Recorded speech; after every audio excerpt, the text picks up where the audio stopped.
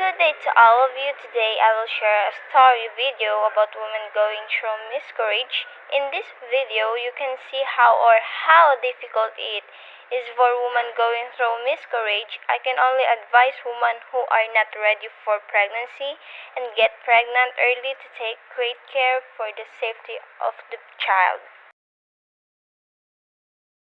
In 2013, after only 6 months of dating one of my best friends, I found out I was pregnant.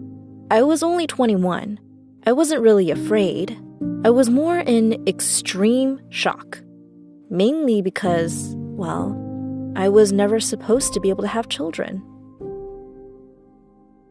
When it came to telling my boyfriend, I was nervous. I didn't really know how he would react. After all, we returned to see the fertility specialist to begin treatment. We started early on in the year, and after a few months of shots and medications, we were ready for our first IUI. I remember it so vividly. The process was so quick, and I remember thinking to myself, that's it? This is what we spent a few grand for? But my heart was filled with hope. We were to wait for 2 weeks before testing to see if I was pregnant. But I knew right away it had worked. I felt it. I remember thinking that all of our stress and tears had finally been worth it. Our entire family had been around in our journey, so they were waiting to hear the news too. One morning, I went out and bought a test and took it before work.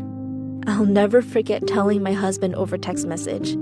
The craziest thing was that even though I was relieved it had worked, I didn't feel an immediate happiness like I had always envisioned I would.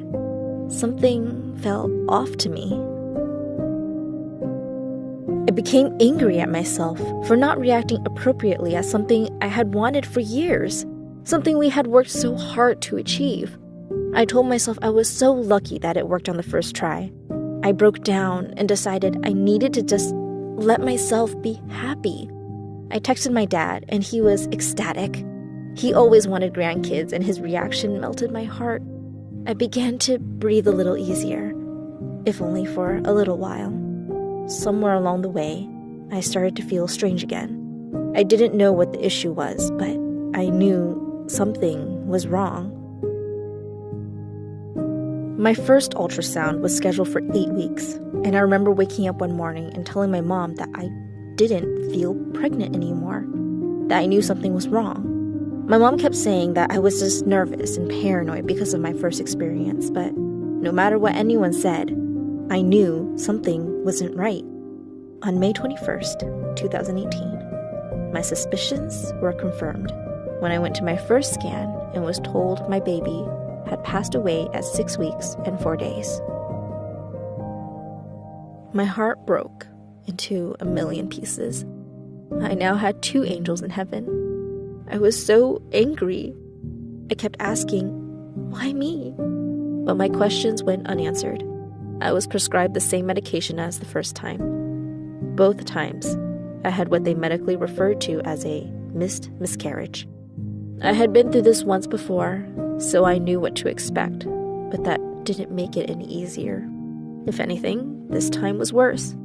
We had spent so much time off work for appointments, and so much money we didn't really have just trying to make things work. It was physically and emotionally far more painful than the first time. I had to take a week off work because I wasn't in the right state of mind to be around anyone. I felt empty.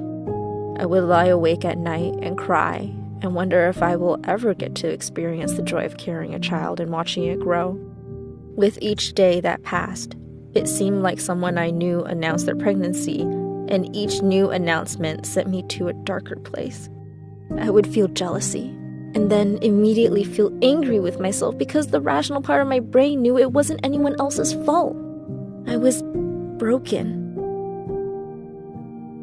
It's been nearly a year, and I recently began to see a psychiatrist so I can try and come to terms with what happened. I decided that it's time to try to heal and to realize that some things are just out of our control. This doesn't mean I won't try again in the future, but for now, I think it's important to work on myself and allow myself to grieve for all that I've lost. It has helped me to be more open and to share my story. My hope is that by sharing my story, it will remove the stigma surrounding miscarriages. It's important for people to have a support group and to not feel alone through some of their darkest times.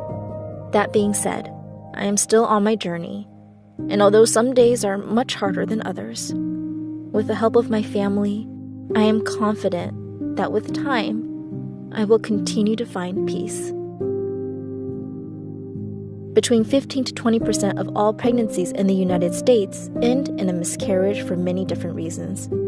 It is common for people to feel a lot of guilt and blame themselves because of the lack of knowledge around the subject, but often, no one is to blame. This is traumatic for everyone involved, but it is important to know you are not alone. Here at Minute Videos, we cover a wide range of topics that can often be hard for people to talk about. But we hope that by doing so, people will realize these things are much more common than you think.